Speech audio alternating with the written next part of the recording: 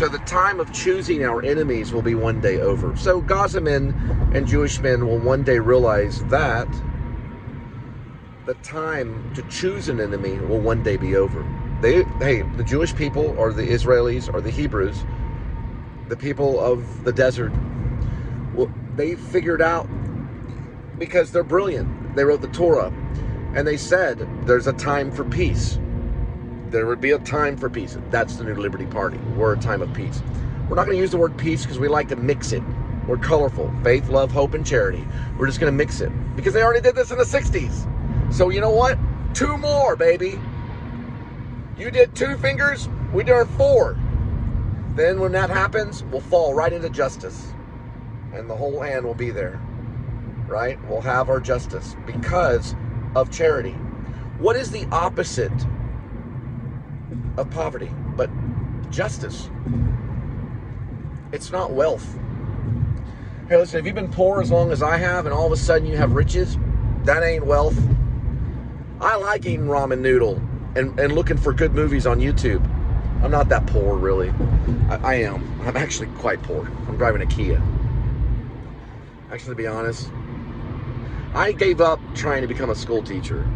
I don't like what the public school teaches. I like to teach ICR. It's from the Institution of Creation Research. The Institution of Creation Research believes that man was around when the time of dinosaur was there. That's a crazy belief to some. And to some, it's brilliant because it's a new earth theory. It goes right with the New Liberty Party. We believe in a new earth, that we've only been here for 6,000 years. Barely even that. We have not been here for billions of years. We've only been here for a really no time at all. Because we only know that we've been here because of the words. The word will outlast the heavens and earth. The word will. The word itself is powerful. So we know that we have not been here that long. Because we were only here with our words. We go back, we look at the tablets, it only goes back to 3,000 or 4,000 years. We haven't been here that long. So school systems they do teach intelligent design side by side with evolutionary principles of what do we come from. And listen, the Actor Studio, they accept the evolutionist. And I'm not against it. I'm not against the theory, but as long as we establish that it's only a theory, just like my NE theory, right? Which could be something in the novel. So the New Liberty Party, we feel it's more about intelligent design, that we haven't been here that long. But we don't have to push it, but we have to allow it to exist in the schools so we can teach it alongside of the science and stuff that we learned growing up. I never really learned evolutionary principles that much in the Keller School District when I was younger, and then going into North Richland and Haltom, and then eventually graduating from Fort Worth, Texas. We didn't push evolutionary much. It was a theory. Darwinism was something that was an idea alongside a lot of other different ideas. It wasn't like a thing that we worshipped. We just mentioned it, we moved on to the next subject. So we will allow the church to participate in public schools in the fact that there can be a moment of silence. There can be a moment of prayer. We can bring prayer, the word prayer, back. So we would say, if you would like to give a moment of silence, do so. And if you would like to pray, feel free. That's what we can say in the public schools. We can allow that, being part of the New Liberty Party. So if you would like a moment of silence, then please do so. And if you would like to pray, feel free. We can say those words. We're not going to be Bible thumping Christians, but here's the thing. We are going to have the New Testament Bible as well as the Old Testament Bible, as well as just the Holy Bible, as a book in the library on a what's it called? A podium? It's, like where the dictionary, it's a reference book in the religious section. I love half-price books. So when you go to the half-price books, you go to the religious section. When you have a library, you have genres, right? You have the fiction, you have the non-fiction, right? You have science and history and biology is part of science, but the chemistry, you have these different sections of the library. I think that would probably be in the science section, and then you would have maybe law, like a section of law, then a section of film and media and theater.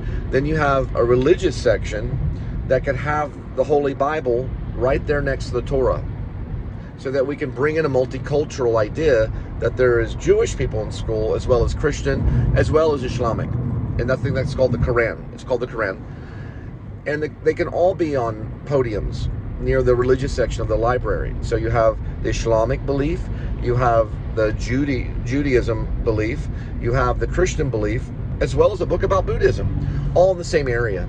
So they can meet there. And the Christian can go, hey, I didn't know you were Buddhist. I heard about the Eightfold Path. The Eightfold Path. They're very good speakers, the Buddhists are. Richard Gere was one, I met him. They're very good speakers. Now, the Eightfold Path is like right mind, right speech, right breath, right posture, right meditation, right?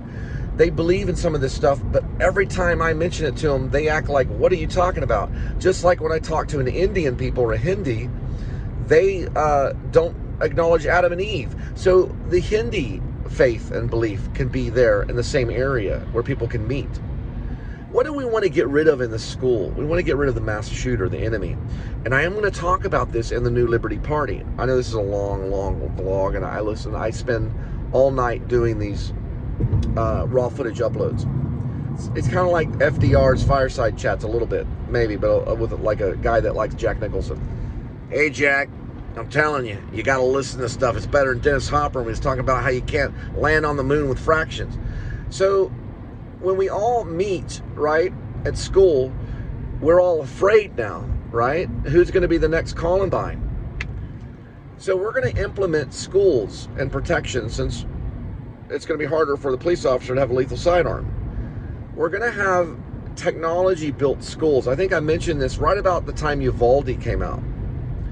We're going to have schools that are going to be sponsored by these scientific and technological advancements of protecting a child that is, or a student, or a teacher, or principal, or any faculty member, or any body of the school to be harmed by someone that got a hold of a submachine gun or something like that. Because I do believe that we should have them. I believe we should have assault rifles.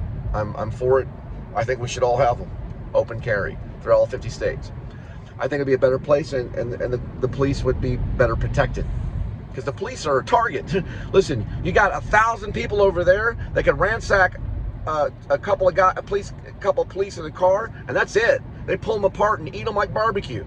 So we know that the American people are dangerous.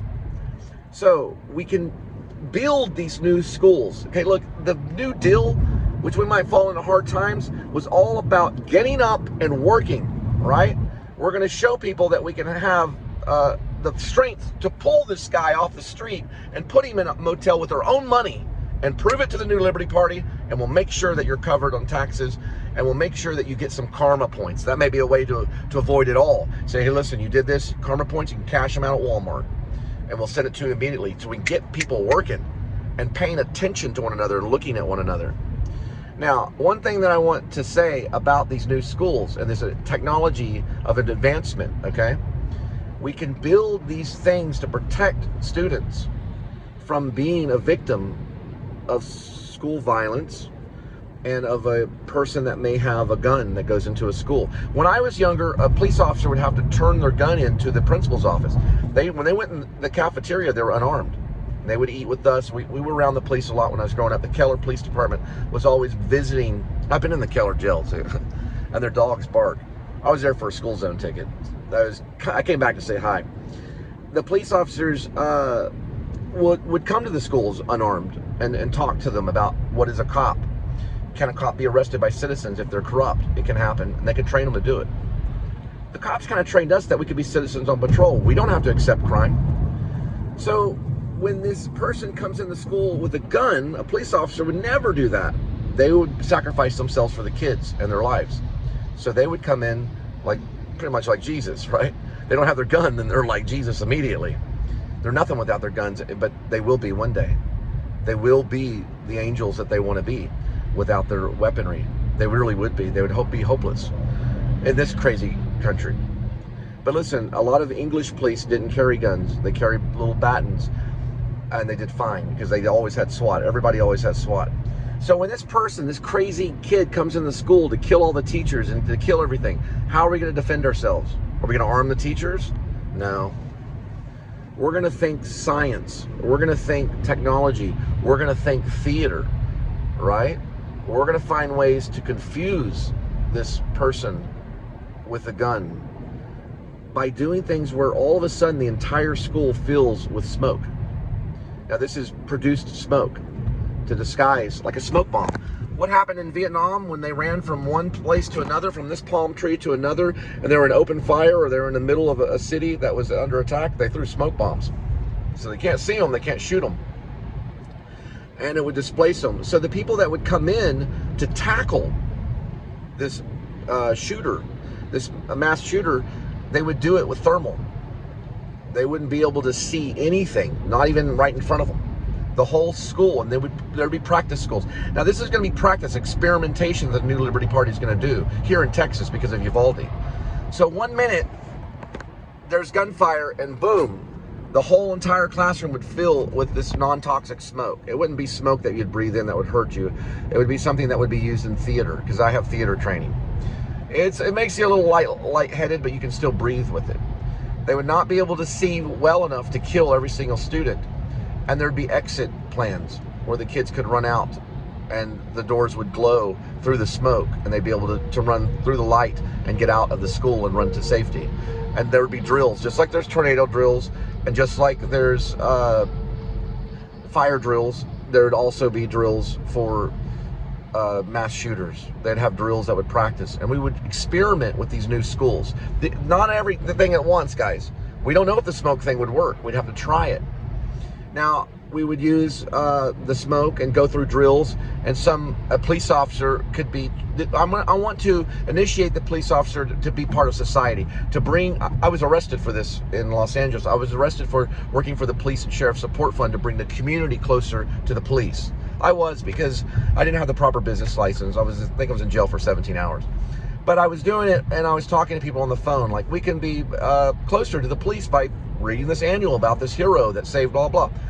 So the police would come in, and they would talk to the students, and they'd be unarmed. I don't want any police officers to be armed in the school. And they would talk to the students about what would you do. And this is what every police officer would have to go to the police academy and study, this training of teaching, because teaching is part of a police officer's job now, and under the New Liberty Party. They'd be teachers with basically stun guns. And listen, life's going to change of the New Liberty Party. And what would you do if this person came in? And what do? We get low on the ground, just like we would do during a fire. We crawl this way, you know. We run out here. We tackle if you're close to the shooter. They can teach them to do that, maybe. The police would know best. They would know best on those situations of militant. The police are there because they're talented military officials. So they would train the students on how to survive a mass shooter. We're not going to pretend like it can't happen. It hadn't happened lately. And these smoke bombs and these things that would go off to confuse them. And there would be loud sirens and stuff like that to confuse them, and maybe flashing lights and stuff. We'll study all this with doing it with different schools. And this will be part of the money that we would raise with the New Liberty Party. Because we want to protect our kids. I just wanted to go through that because it was when Uvalde happened, I started thinking of ways like, how can we stop this mass shooter? Well, first we take away their sight. We use the smoke to cover the kids. Then we find exit doors they can run out. If they run free, they can run in different directions. It's harder to shoot them if you got people running in different directions and they can't mow them down as quick. We try to apprehend them so that we take away their weapon, so that we can ask them questions on why they became a murderer and decide to go into a school, blah, blah, all that kind of stuff. So we would do these things, and we would do it to help students and teachers come together, and society come together to make it safer and to feel safer at school. I think if you went through that, it'd be good therapy, you know, saying, wait, we have a half a chance. The whole school would be filled with this fake smoke where they couldn't see anything. They wouldn't be able to. If they went down the hall, they wouldn't be able to see at the end of the hall the fire. They would get lost. They wouldn't know how to get out of the room. But there would be lights, and there'd be these doors that would open, and you would hear the siren go off, where you'd run towards the siren and get out of the smoke.